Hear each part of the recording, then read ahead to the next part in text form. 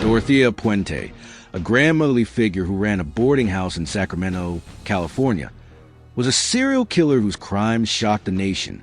Between 1982 and 1988, she murdered at least 9 of her elderly and disabled tenants, poisoning them with drugs, suffocating them, and burying their bodies in her backyard to cash their Social Security checks. Dubbed the Death House Landlady, Puente's killing spree claimed vulnerable lives for profit. In this chilling documentary, we delve into her atrocities through the lens of psychology and psychoanalysis, unraveling the mind of a woman who hid her monstrous deeds behind a facade of care. Why zero in on Dorothea Puente? Because her murders weren't just brutal. They were a masterclass in deception, driven by a psyche that blended greed, manipulation, and a chilling lack of remorse, making her a haunting case for psychological study. Her methods were insidious, preying on society's forgotten. Picture this: Sacramento, 1988. A quaint Victorian at 1426 F Street, roses blooming out front.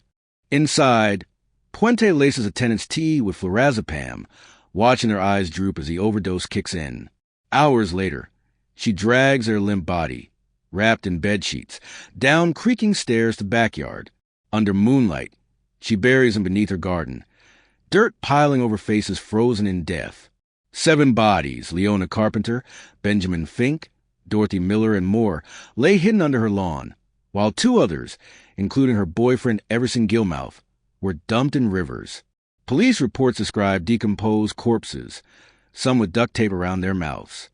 Puente cashed their checks, forging signatures, raking in over $87,000. This wasn't just murder. It was a cold, calculated betrayal of trust, and we're here to decode why. To get why Puente became a monster, we gotta dig into her roots. Because nobody's born this way. Life twists them. Dorothea Helen Gray came into the world on January 9, 1929, in Redlands, California, the 6th of 7 kids to Jesse and Trudy Gray, both alcoholics. Her childhood was a nightmare. Her dad, dying of tuberculosis, threatened suicide in front of his kids, finally passing in 1937. Her mom, a sex worker, beat and neglected them, losing custody in 1938 before dying in a motorcycle crash. Orphaned at 9, Dorothea bounced between foster homes, where she faced sexual abuse. Psychoanalytically, this is a textbook attachment disruption, when a kid's trust in caregivers shatters, leaving them emotionally stunted. That kind of trauma can spark borderline personality traits, where you crave love but fear abandonment, lashing out to control others.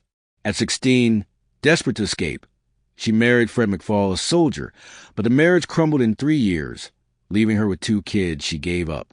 Psychoanalysts might see this as a narcissistic wound, rejection and failure piling onto her shame, feeling a need to rewrite her story as someone powerful, untouchable.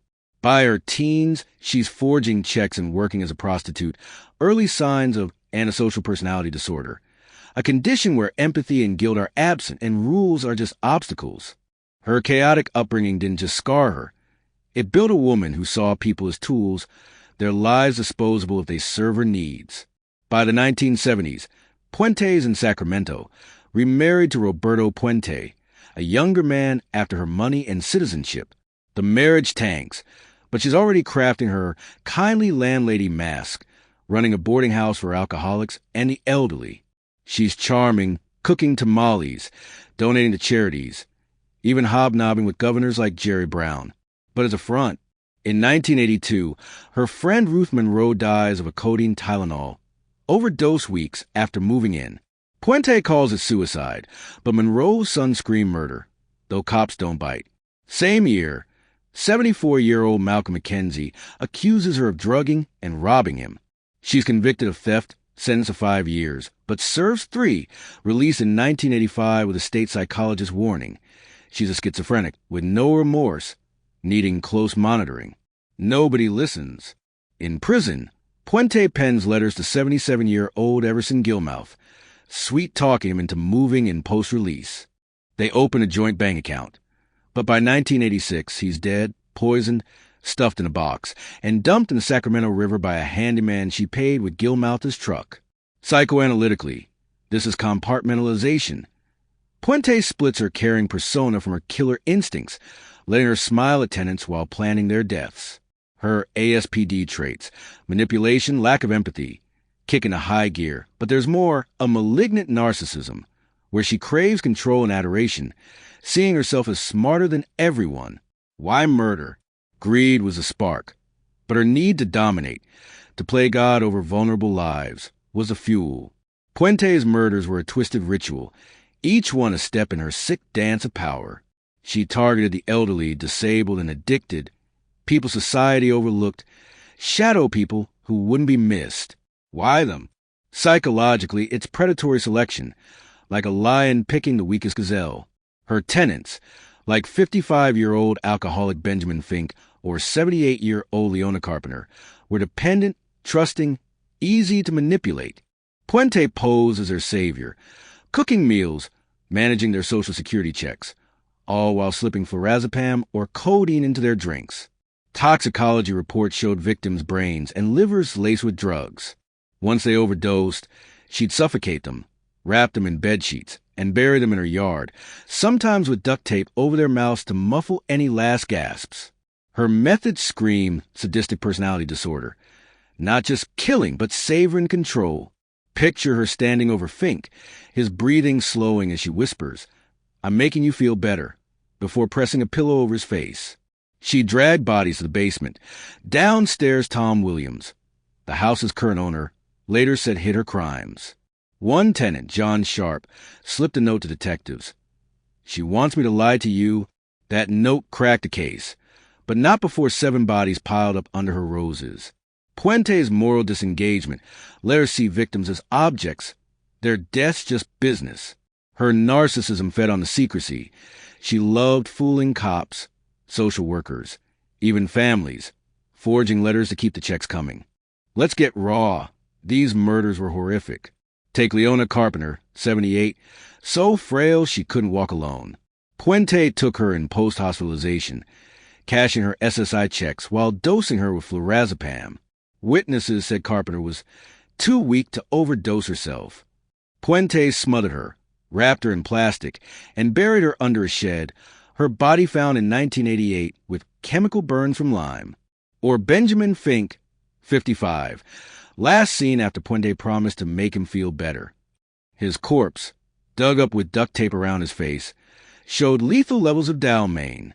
Vera Faye Martin, 64, missed her daughter's birthday call, a first. Her body, buried under a metal shed, had flurazepam in her system. The Sacramento described a yard as a charnel house, with bones jutting from the soil. Detective John Cabrera recalled the stench. Like rotting meat, but worse. Puente's calm as cops dug was chilling. She shrugged, saying, "I don't know what's out there." Her cover was meticulous. She paid tenants stipend to keep them quiet, forged letters to families, even convinced a homeless man, Chief, to dig her basement before he vanished. Social workers praised her for taking tough cases, addicts, the mentally ill, never suspecting she was picking them off.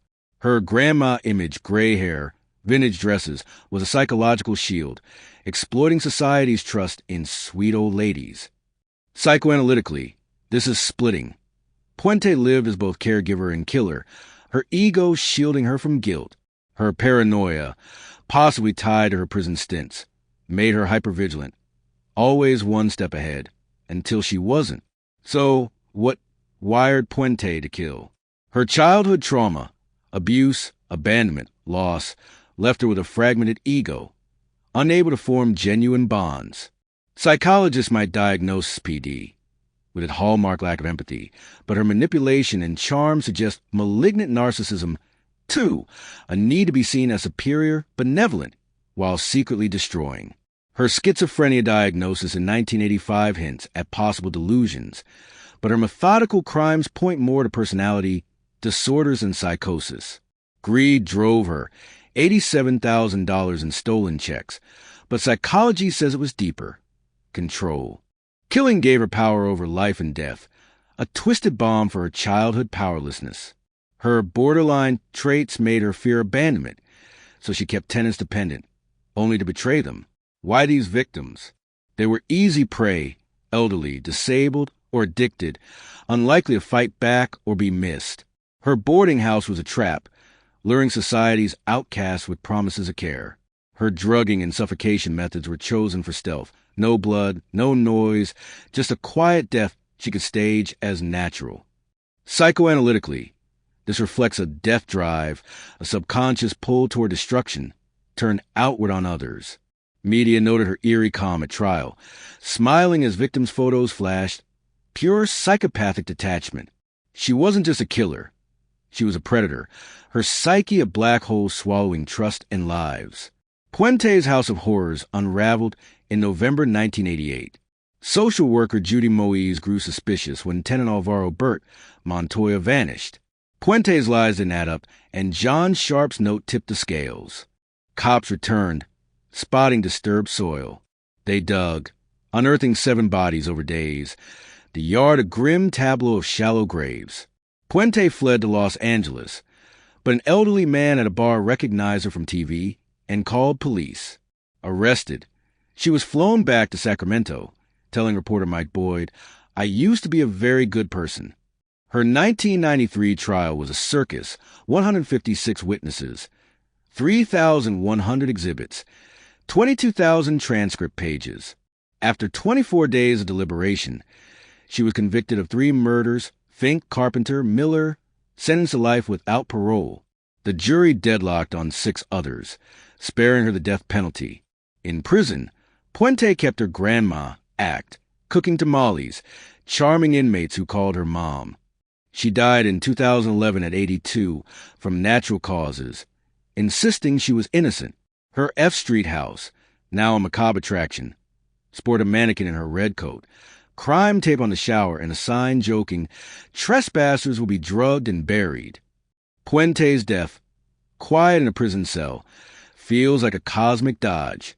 Philosophically, she's a Sartrean nightmare, living in bad faith, denying her crimes while playing the saint.